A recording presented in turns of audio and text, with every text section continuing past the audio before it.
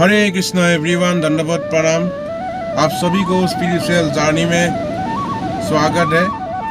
आज जो हमारा विषय है चर्चा करने का, वो विषय है कि वाकई में पुनर्जन्म होता है या एक अंधविश्वास है या सुपरस्टिशन है। क्या दोस्तों, क्या पुनर्जन्म सच में होता है या ये जीवन सिर्फ एक बार ही मिला है? क्या ये जीवन, इस जीवन के बाद कोई दूसरा जीवन है या नहीं? तो इस विषय में आप कैसे जान पाओगे विषय के, मतलब इसका उत्तर क्या है कि मरने के बाद क्या होता है, या वाकई में आप मरने के बाद सब कुछ खत्म होता है या मरने के बाद भी एक दूसरा जीवन है? तो उस विषय को जानेंगे आज वीडियो के माध्यम से। तो लेकिन इस विषय को जानने के लिए हमें ज्ञान की आवश्यकता है। तो इस कलयुग में सबसे बड़ा जो ज्ञान है या शास्त्र, सबसे बड़ा शास्त्र है श्रीमद् भागवत गीता। तो अभी मेरे पास ये भागवत गीता है, as it is Srila Prabhupada द्वारा ट्रांसलेट किया गया। तो ये भागवत गीता में ही आपको सब कुछ मिलेगा। आपका जीवन का हर समस्या का समाधान इस गीता में है।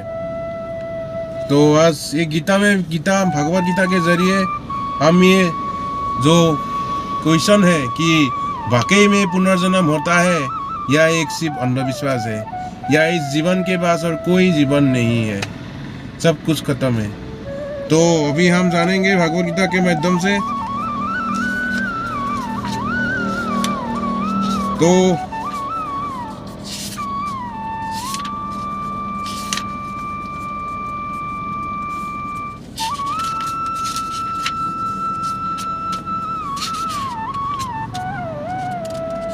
या भागवत गीता, तो यहाँ पे देखते हैं भगवान क्या कहते हैं भागवत गीता में।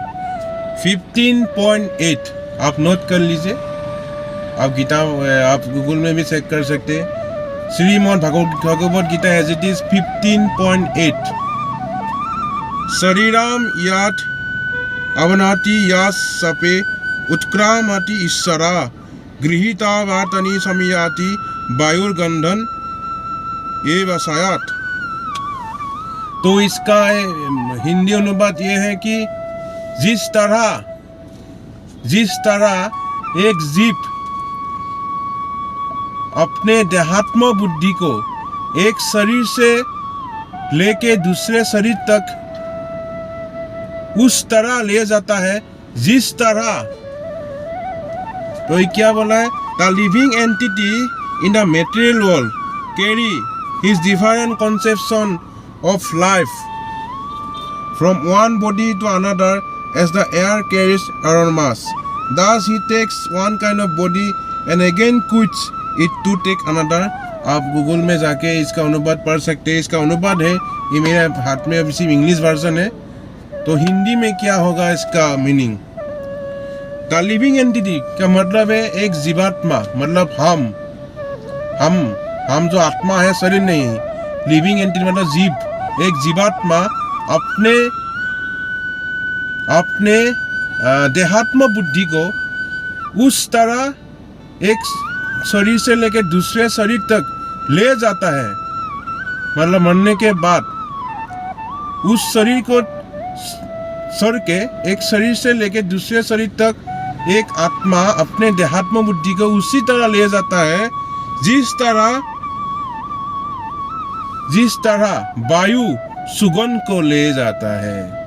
मतलब जैसे हमारे एटमॉस्फेयर में वायु है, एयर, ऐसे वायु एक सुगंध को, मतलब वायु जब वायु, मतलब यहाँ पे इस वायु में अगर आप देखोगे तो वायु में सुगंध होता है, या दुर्गंध भी होता है, सुगंध भी है, कोई ना कोई गुण होता है। जिस तरह वायु सुगंध लेके जाता है अपने साथ, उसी तरह ये आत्मा अपने साथ देहात्म बुद्धि को भी लेके जाता है। देहात्म बुद्धि का मतलब है कि अपने संस्कार, मन, बुद्धि, अहंकार, आप मरने के टाइम पे जिस आपका मतलब जो भाव था आपके मन में, वो आत्मा लेके दूसरे शरीर में जाता है, उसी भाव को लेके। तो मतलब जैसे वायु सुगंध को ले जाता है, तो यहाँ पे क्या बोल रहा है, Thus he takes one kind of body and again quits it to take another। इस तरह वो अपने शरीर को त्यागता है और फिर से एक नया शरीर धारण कर लेता है। तो इसका मतलब ये कि हम बोलते हैं संसार में क्या बोलते हैं लोग कि ये आदमी मर गया, लेकिन उनको नहीं मालूम कि आदमी कहाँ गया मरने के बाद। तो भगवत गीता में भगवान क्या कह रहे हैं, भगवान श्री कृष्ण जो साक्षात भगवान नारायण, उन्होंने क्या कहा है कि वो सिर्फ शरीर को छोड़ रहा है, त्यागा है, लेकिन जो असल में जो आत्मा है वो तो दूसरे शरीर में चला गया। लोग मरने के बाद रोते हैं, तो रोने का कोई मतलब नहीं है दोस्त। जिसके लिए आप रो रहे हैं ना, वो अभी दूसरा शरीर धारण कर रहा है, उसको नहीं मालूम आप रो रहे हो या हंस रहे हो। तो इसलिए इसको ज्ञान बोलते हैं। जिस दिन आपको ज्ञान होगा तो आपको जीवन में आनंद आएगा, नहीं तो अभी आपके जीवन में सिर्फ दुख है, दुख। जिस दिन आपको ज्ञान आएगा, ये सनातन ज्ञान, भगवत गीता दिव्य ज्ञान आएगा जीवन में, उस दिन आप ये संसार जीत जाओगे। अभी आपके पास ज्ञान नहीं है, इसलिए आप दुखी हो। जिस दिन ये ज्ञान आएगा भगवत गीता का, समझ जाओगे, उस दिन आप सच्चा एक विनर कहलाओगे। अभी सब लूजर है इस संसार में, सब मूर्ख है एक एक। जिसका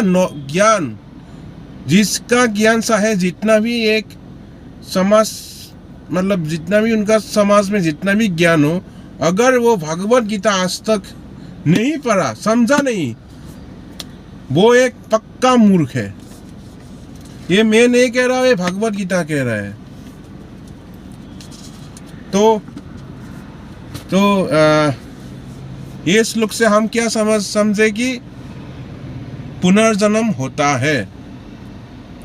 हमारा भी पुनर्जन्म हुआ, सबका पुनर्जन्म हुआ और होते रहेंगे तब तक जिस दिन हम भगवान श्री कृष्ण के शरण में नहीं जाएंगे। जिस दिन हम शरण में जाएंगे उसी दिन हमारा पुनर्जन्म भी नहीं होगा, और उस दिन हम भगवान के पास चले जाएंगे। नहीं तो इस संसार में जन्म और मृत्यु के चक्कर में तो जाना ही है। कब तक? जब तक तुम कृष्ण के शरण में नहीं चले जाओगे।